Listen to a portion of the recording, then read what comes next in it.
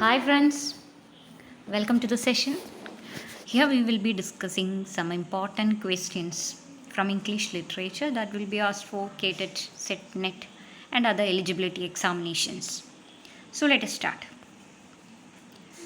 In Chaucer's Canterbury Tales, apart from Parson's Tale, whose tale is in prose?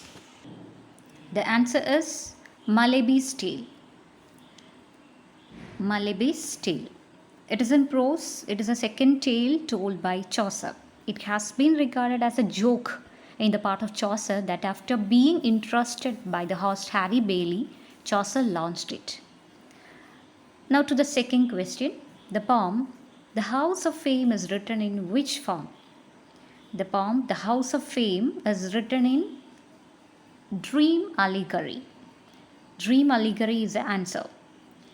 The House of Fame by Chaucer is an autobiographical poem written in 3 books, and it is composed in form of a dream allegory, also called dream vision. Moving on to the third question. Which movement attacked the beliefs and practices of the church?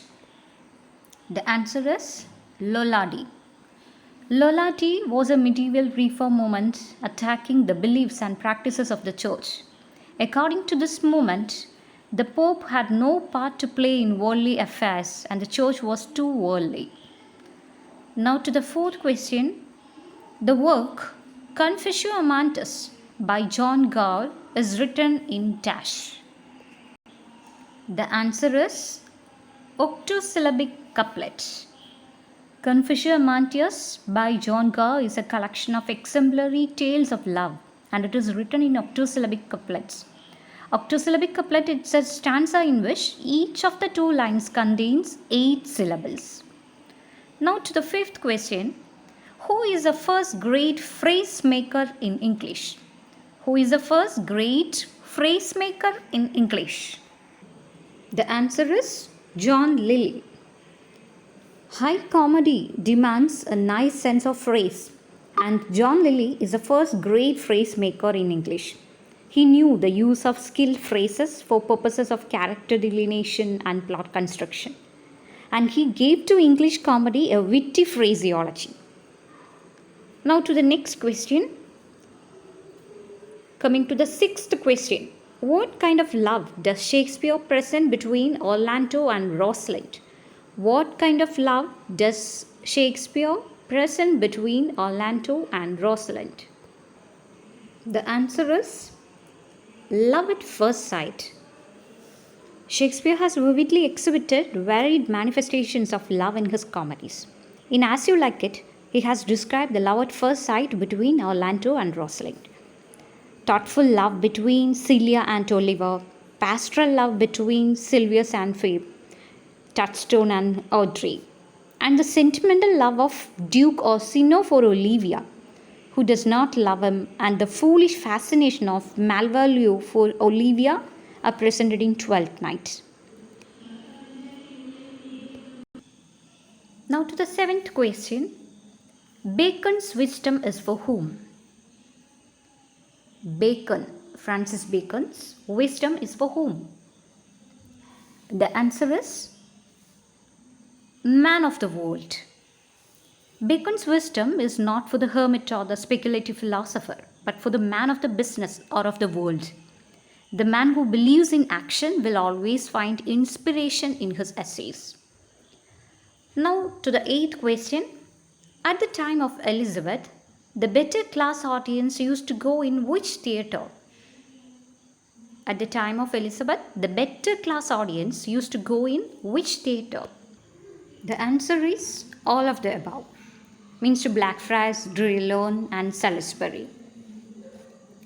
In the Elizabethan ages, there were 2 kinds of theatres. First, the private, which were roofed and lit by artificial light, and they were attended by a better class audience. Blackfriars, Salisbury Court and Drury Lane, they were all famous private theatres. And the second one, the public theatres. The public theatres, they were open to the sky and performances took place in broad daylight. All classes of contemporary society intermingled in yard or galleries. Now moving on to the next question, 9th one. Who were called cavalier poets? who were called cavalier poets. The cavalier poets were the members of the aristocracy who wrote in the 17th century and supported King Charles I. So the answer is supporters of Charles I. Cavalier poets, supporters of Charles I. Now to the 10th question. In which style The Purple Island by Phineas Fletcher was written? The Purple Island. It's written in Spenserian style. The Purple Island is an allegorical description of man in the style of Spenser, which was published in 1633, and it was written in 12 cantos. The poem describes the corporeal and intellectual functions of man. Now to the next question, the 11th one. What kind of language was used by Cavalier poets? The Cavalier poets used direct and colloquial language, expressive of a high individual personality. Their poetry aimed to entertain rather than provoke the audience. So the answer is option A, direct. They used direct and colloquial language. Now to the 12th question. In which work Dryden adopted the framework of beast fable? In which work Dryden adopted the framework of beast fable? The answer is The Hind and the Panther. The Hind and the Panther by Dryden is an allegorical poem in heroic couplet written after Dryden's conversion to Catholicism in 1685. In it, Dryden adopted the framework of a beast fable, with Roman Catholics represented as skins, Anglicans as panthers, Quakers as hares, Presbyterians as wolves, Independents as bears, and freethinkers as apes. Now to the 13th question. Who is Shock in Pope's Rape of the Lock? Who is Shock in Pope's Rape of the Lock? The answer is Belinda's dog. Shock is Belinda's lapdog in Pope's mock epic, The Rape of Lock. Now to the next question, 14th question. In which play's opening hero mourns the death of the classical low comedy? In which play's opening hero mourns the death of the classical low comedy? The answer is She Stoops to Conquer. William Goldsmith's comedy She Stoops to Conquer was first performed in London in 1773, and the play opens with a prologue of the classical low comedy at the altar of sentimental mawkish comedy. Now to the 15th question. What is the meaning of Latin phrase memento mori? What is the meaning of this Latin phrase? The answer is remember that you must die. Memento mori is a Latin phrase, states plainly to all mankind, remember that you must die. An elegy written in Country Churchyard by Thomas Gray invokes the classical idea of this Latin phrase. Now to the 16th question. Why 18th century is also known as Neoclassical Age? Why the 18th century is also known as the Neoclassical Age? The answer is option B. Its writers followed the ideals of classical time. 18th century is also known as the Neoclassical Age because its writers looked back to the ideals and art forms of classical times, emphasizing even more than their Renaissance predecessors the classical ideals of order and rational control. Now the 17th question. P.B. Shelley wrote Ode to West Wind in which form? The answer is terza rima. Terza rima, the idea with terza rima is that the lines are in groups of 3 and the middle rhyme of one set of 3 becomes the outside rhyme of the next set. And so the rhyme scheme is ABA, BCB, CDC, DED, like that. Now the 18th question.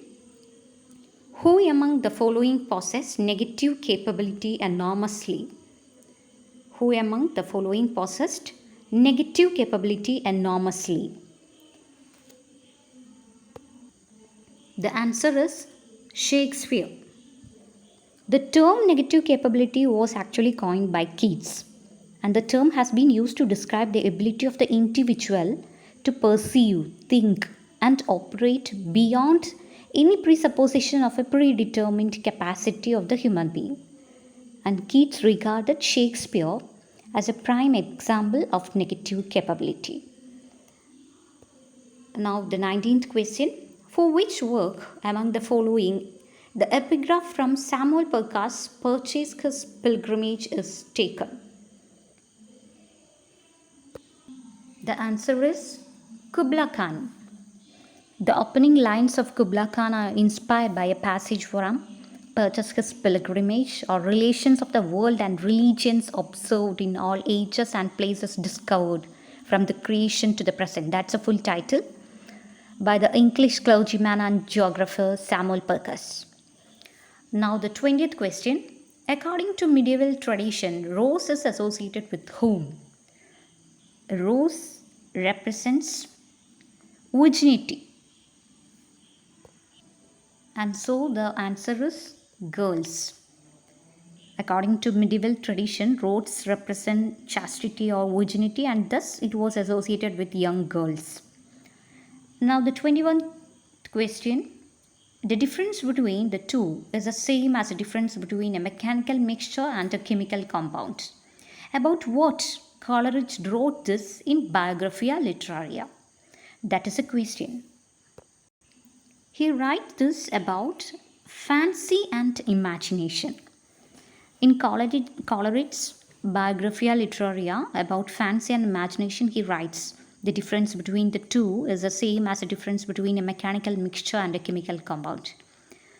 In this famous work of criticism, he argues that fancy and imagination are actually two separate entities rather than being either synonymous or words used to describe differing intensities of the same object. Now, the 22. Question number 22. I awoke and found myself famous. Who said so? I awoke and found myself famous.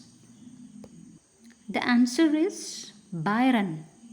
Byron, with his close friend John Hophouse, they went on a grand tour to Greece, Albania, Spain, Portugal, and Malta in 1809. And he returned to England in the summer of 1811, having completed the opening cantos of Childe Harold's Pilgrimage, a poetic travelogue of picturesque lands. And this poem instantly catapulted Byron to fame so much that he himself remarked that I awoke and found myself famous. Now to the next question, 23.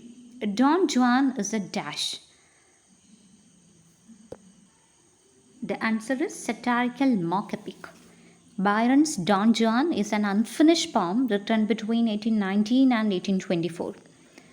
And consisting of 16 cantos, this satirical mock epic details the life and adventures of a young Spaniard, Don Juan. Moving on to the next question, 24. Matthew Gregory Lewis was influenced by whom? Matthew Gregory Lewis. The answer is Anne Radcliffe. Lewis wrote his popular Gothic novel, The Monk, in 1796. In this, he was influenced by the leading Gothic novelist Anne Radcliffe and also by the contemporary German Gothic literature. Now, the next question, 25th. Why Matthew Gregory Lewis remained unmarried? That's a question. The answer is his parents' separation. The separation of Lewis' parents in 1781. It had an adverse impact upon him. And that may be the reason Lewis himself never get married. Now to the next question, 26th one. Why the need for the translation of Bible was realized? The answer is option C. Bible was a sole authority to fight against the corruption in the church.